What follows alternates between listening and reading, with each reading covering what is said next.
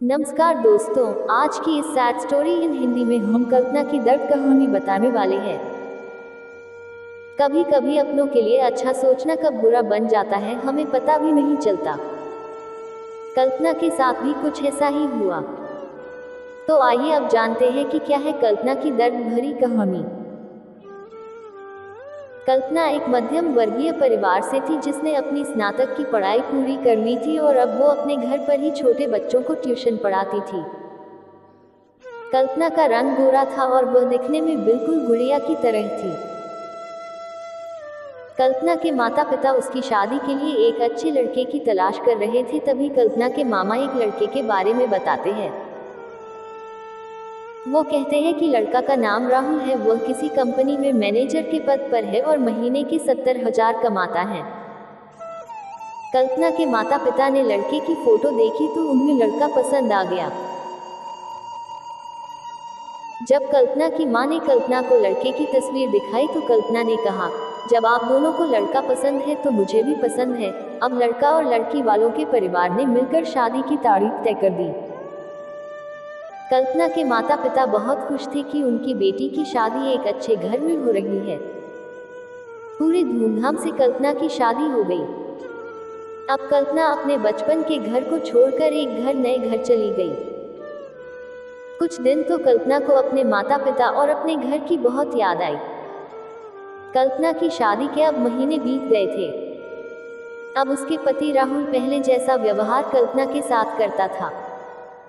कल्पना से वो चिड़ा सा रहता था। राहुल अब न पहले जैसा कल्पना को प्यार करता और न ही उसकी बातों को मानता।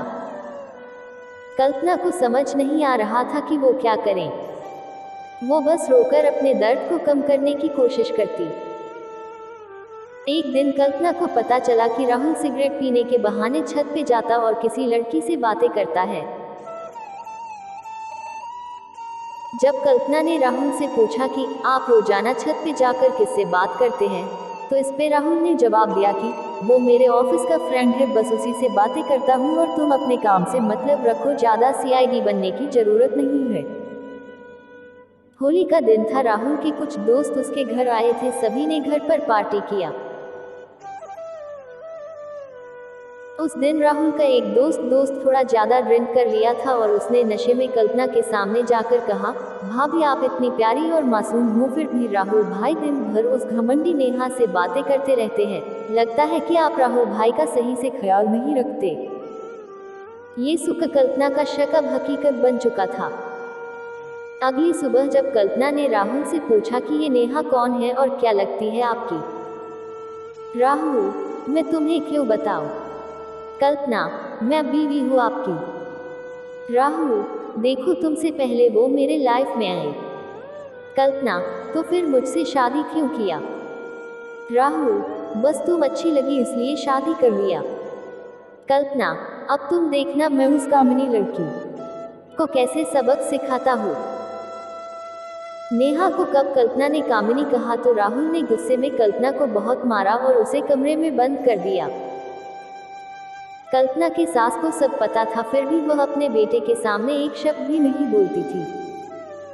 शाम को जब राहुल आया तब उसने रूम का दरवाजा खोला। उस दिन कल्पना की तबीयत खराब हो गई, फिर भी उसी हालत में उसने खाना बनाया।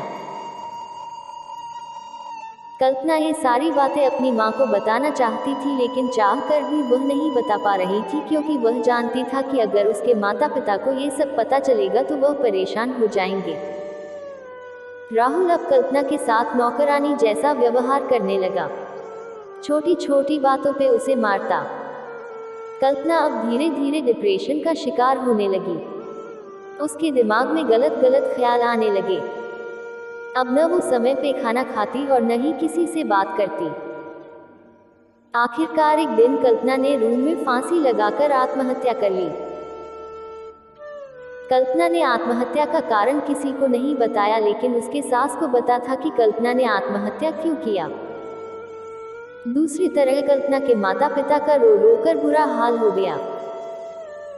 कल्पना की मां ने पुलिस को आत्महत्या कारण उसके ससुराल वालों को बताया। पुलिस राहुल और उसके माता पिता को ले गए। लेकिन पैसों के दम पर कुछ ही दिनों में राहुल और उसके माता पिता जेल से छूट गए। जीवन में अक्सर अच्छा दिखने वाला इंसान अच्छा नहीं होता। उसके अंदर कहीं ना कहीं बुराई छुपी होती है और वही बुराई किसी की जिंदगी को बर्बाद कर देती है।